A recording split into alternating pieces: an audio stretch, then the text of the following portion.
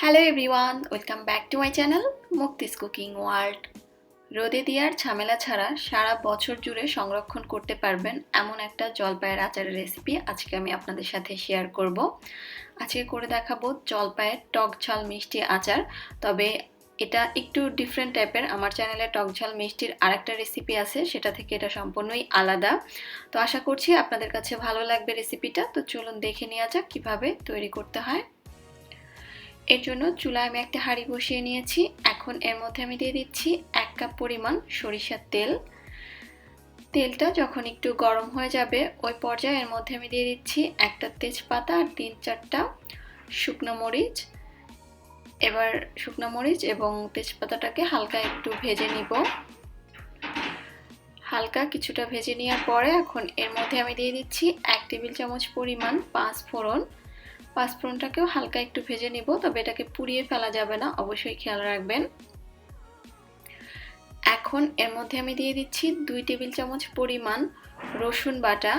আমি আচারে আদা বাটা পছন্দ করি না, তো তাই আমি দিচ্ছি না। আপনারা যদি কেউ পছন্দ করেন সেক্ষেত্রে 1 টেবিল চামচ পরিমাণ দিতে পারেন। রসুনটাকে খুব ভালোভাবে ভেজে নেওয়ার পরে এখন এর মধ্যে দিয়ে দিলাম আমি 1 টেবিল চামচ পরিমাণ লবণ, 1 চা চামচ পরিমাণ হলুদের গুঁড়া, 1 চা চামচ পরিমাণ লাল মরিচের গুঁড়া। এবার এর মধ্যে আমি দিয়ে দিচ্ছি 3 টেবিল চামচ পরিমাণ কালো সরিষা বাটা। আপনারা চাইলে সাদা সরিষা বাটাও ব্যবহার করতে পারবেন। সরিষা বাটা এবং রসুন বাটাটা আমি কোনো ধরনের পানি ছাড়া সাদা ভিনেগার দিয়ে বেটে নিয়েছি। আপনারা কোনো প্রকার পানি ছাড়া যদি শুধুমাত্র ভিনেগার দিয়ে এই মশলাগুলো বেটে নেন সেক্ষেত্রে কিন্তু আচারটার মধ্যে ফাঙ্গাস পড়ার আর কোনোই ভয় থাকে না।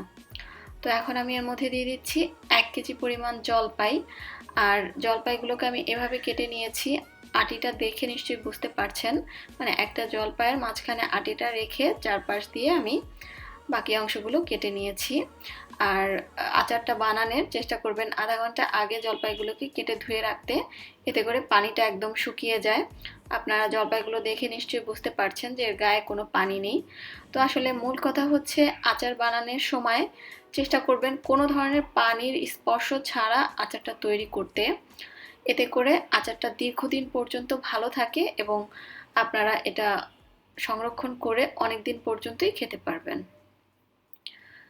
3-4 মিনিট তেল মশলার সাথে জলপাইটাকে একটু জাল করে নেওয়ার পরে এখন এর মধ্যে আমি দিয়ে দিলাম 1 কাপ থেকে একটু বেশি চিনি। আপনারা আপনাদের টেস্ট অনুযায়ী চিনির পরিমাণটা বাড়িয়ে কিংবা কমিয়ে নিতে পারবেন। এবার চিনির সাথে জলপাইটাকে আমি কিছুক্ষণ জাল করে নিচ্ছি এবং চিনিটা গলে দেখতে পাচ্ছেন বেশ অনেকটা পানি বের হয়ে এসেছে। তো এটা স্বাভাবিক, দেখে ভয় পাওয়ার একদমই কিছু নেই। তো চিনির পানিটা পুরোপুরি গলে বের হয়ে আসার পরে এর মধ্যে আমি দিয়ে দিচ্ছি 1/2 কাপ পরিমাণ সাদা সিরকা বা ভিনেগার। এই সিরকাটা কিন্তু অবশ্যই ব্যবহার করতে হবে যদি আপনি আচারটা সংরক্ষণের জন্য তৈরি করতে চান। এই সিরকাটার কারণে আসলে এই আচারটা বছর জুড়ে ভালো থাকবে। এখন মাঝারি আঁচে চিনির পানিটা পুরোপুরি টেনে যাওয়া পর্যন্ত আচারটা আমি জাল করে নিব। তো বেশ কিছুক্ষণ জাল করে নেওয়ার পরে চিনির পানিটা কিন্তু পুরোপুরি টেনে গিয়েছে আর আচারটা অলমোস্ট হয়েও গিয়েছে। জলপাইগুলোও পুরোপুরি সিদ্ধ হয়ে গিয়েছে, আপনারা দেখে নিশ্চয়ই বুঝতে পারছেন।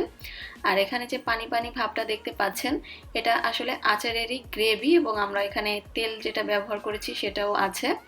তো আচারটা যখন এরকম হয়ে আসবে ওই পর্যায়ে এর মধ্যে আমি দিয়ে দিচ্ছি 1 চা চামচ পরিমাণ চিলি ফ্লেক্স আর দিয়ে দিচ্ছি ভাজা জিরার গুঁড়া 1/2 চা চামচ পরিমাণ আর দিয়ে দিচ্ছি 1 চা চামচ পরিমাণ মৌরি বা মিষ্টি জিরার গুঁড়া বা যেটাকে আমরা সফও বলে থাকি। তো এগুলো দিলে খুব সুন্দর একটা ফ্লেভার আসে আচারে। তো এগুলো দেওয়ার পরে আমি আরও 2-3 মিনিট জাল করে নেব যাতে করে ফ্লেভারটা আচারের মধ্যে ভালোভাবে ঢুকতে পারে। তো আচারটা এরই মাঝে হয়ে গিয়েছে। এবার আমি চুলার জালটা বন্ধ করে চুলা থেকে নামিয়ে নিচ্ছি। তো ঠান্ডা হওয়ার পরে এই আচারটা কিন্তু আরও বেশ কিছুটা ঘন হয়ে যাবে, এরকম এতটা পাতলা থাকবে না। আর এটা আপনারা বছর জুড়ে সংরক্ষণ করে খেতে পারবেন নর্মাল তাপমাত্রায় রেখেই। তো আশা করছি ভালো লেগেছে। তাহলে আজকের মতো আমি এখানেই বিদায় নিচ্ছি। সবাই খুব বেশি ভালো থাকবেন। আল্লাহ হাফেজ।